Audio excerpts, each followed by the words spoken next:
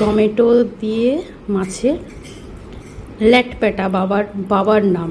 ওহো, কি জুসি। আজকে ভাবলাম যে রুই মাছের তো ঝাল সর্ষে বাটা দিয়ে এমনি কালিয়া ঝোল এসব তো হতেই থাকে, তাই না? তো আজকে একটু টমেটো দিয়ে টক করে রুই মাছটা রান্না করি আর তোমাদের সাথে একটু শেয়ার করি। চলো। আর গরমে এই যে কোনো টক জাতীয় জিনিস বেশ ভালোই লাগে খেতে। তো টমেটো দিয়ে টক কিন্তু রুই মাছের ভালো লাগে। এখানে রুই মাছ কিন্তু ভাজা হয়ে গেছে, ঠিক আছে? এবার রান্নাটা শুরু করি। তেলের মধ্যে শুকনো লঙ্কার পাঁচফোড়ন দিয়েছি, এই পেঁয়াজ কুচিয়ে দিয়ে দিলাম। টক হবে তো পাঁচফোড়নটা ভালো যায়। এবার একটু ভালো করে পেঁয়াজটা ভেজে নেব। অথেন্টিক টক করছি না, তাহলে তো পেঁয়াজ এসব কিছুই যেত না।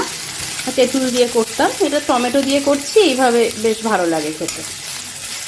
পেঁয়াজটা ভাজা হয়ে গেছে, এবার দিয়ে দিলাম একটু আদা কাঁচা লঙ্কা বাটা, ভালো করে একটু মিশিয়ে নিলাম। এবার এই যে দেখো টমেটো কেটে রেখেছিলাম, টমেটোটা দিয়ে দিচ্ছি। হলুদ গুঁড়ো দিয়ে দিলাম, লঙ্কার গুঁড়ো দিয়ে দিলাম পরিমাণ মতো নুন দিয়ে এবার ভালোভাবে মশলার সাথে মিশিয়ে একটু কষিয়ে নেব। নুনটা দিয়েছি, তেলটা জলটা ছেড়ে দেবে, টমেটো মশলাটা নরম হয়ে যাবে। এবার ঢাকা দিয়ে 5 মিনিট হতে দেব। দেখি এবার, এই দেখো টমেটোটা কি সুন্দর নরম হয়ে গেছে। টমেটোটা খুব সুন্দর নরম হয়ে গেছে। এবার এর মধ্যে গরম জল দিয়ে দেব।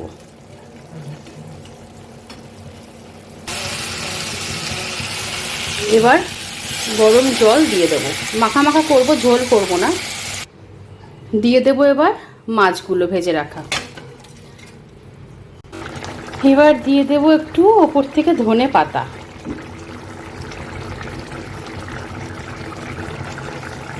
ভালোভাবে মিশিয়ে নেব।